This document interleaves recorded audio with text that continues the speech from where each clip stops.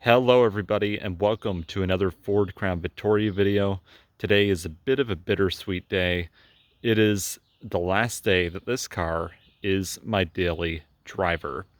It's been a blast. It's been a great 5.5 years. Later today I go and pick up a 2020 all black Ford Fusion Hybrid Energy SEL. And you're asking, why am I doing this? Well, unfortunately, like I said, the car needs a flex plate, needs a gas tank, probably needs a steering shaft.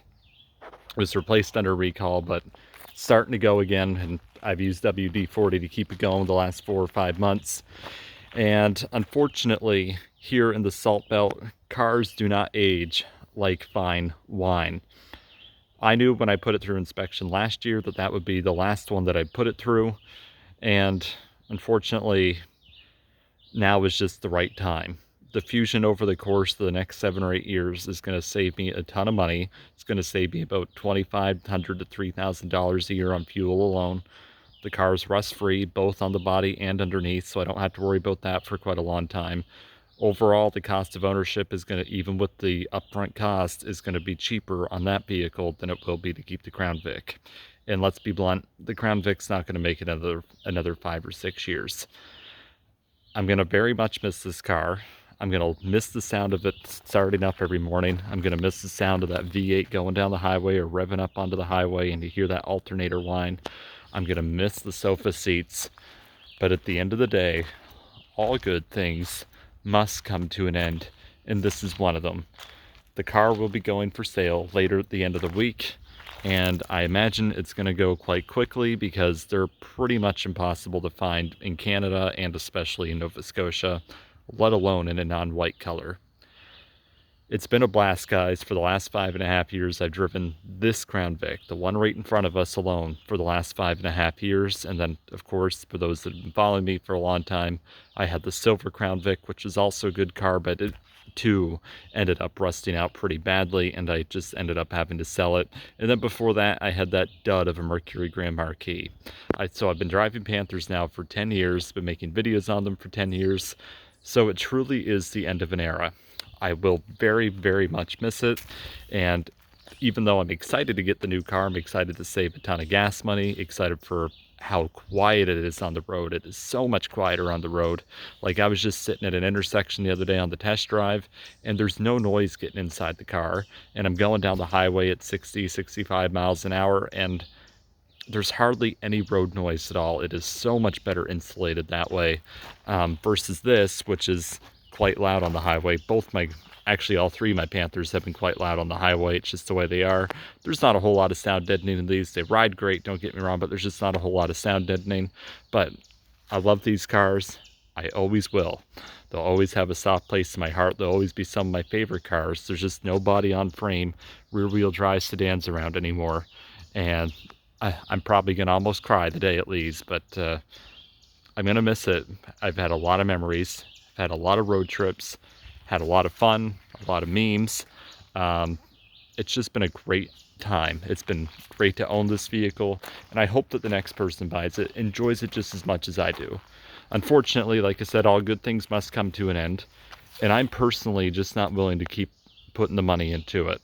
There comes a time and a place in everyone's life where you get to decide what's the best option for you for the next 4, 5, 6, 7 years. And unfortunately for me, letting the Crown Vic go and getting something that's got just as reliable of a drivetrain, doesn't have rust, is the way for me to go and is much more efficient. Luckily with the Fusion, the 2-cylinder Atkinson cycle engine in it and the eCVT that's attached, pretty much the exact same thing that they use in the Prius, and it's got a very proven reliable drivetrain, unlike the non-hybrid Fusion. So getting a reliable vehicle that way, so I don't think it's a mistake in the long term. Maybe a mistake in my heart, but I'm gonna miss this car.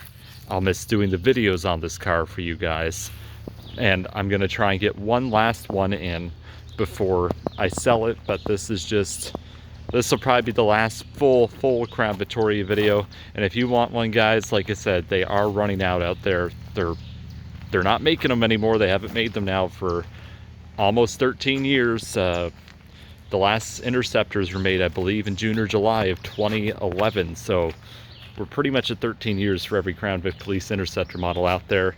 This one, it's still in fairly good shape overall, but like I said, it does need work. It's probably gonna need the rocker panels patched or repaired again. They're starting to go again. It's time. I've loved it, no regrets.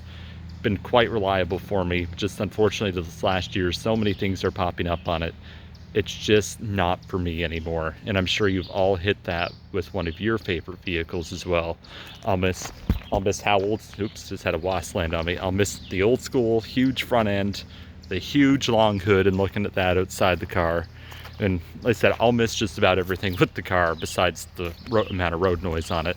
Other than that, it's just simple, easy. If you want a car, they are good.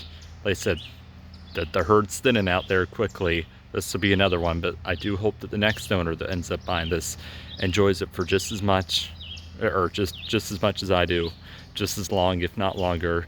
And like I said, somebody that's just willing to put the extra money into it. And I'm just not in that position to want to keep doing that over and over again. The Fusion, I put enough down that I'm hardly even gonna have a car payment, and once I sell this, I won't have a car payment. So I'm just gonna immediately start saving money pretty much and recuperating.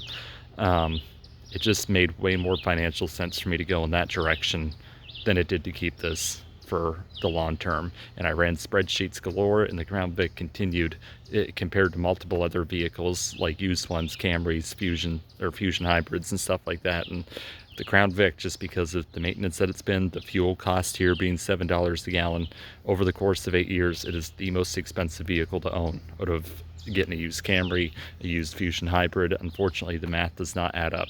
I love it, love it, love it, and just as you guys do watching these videos, but unfortunately for me, it's time. And you guys have all, like I said, you guys have all had that with a car that you've owned, that you've loved. Could have been a Panther, could have been a truck, could have been anything, but you all know when it's time in your heart to let it go. And for me, this is time to let the Crown Vic go.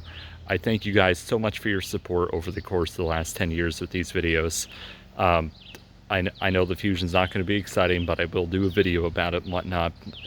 Albeit I probably won't do a whole lot of videos about it, but I love doing these Crown Vic vids, just going out for a drive, whatever.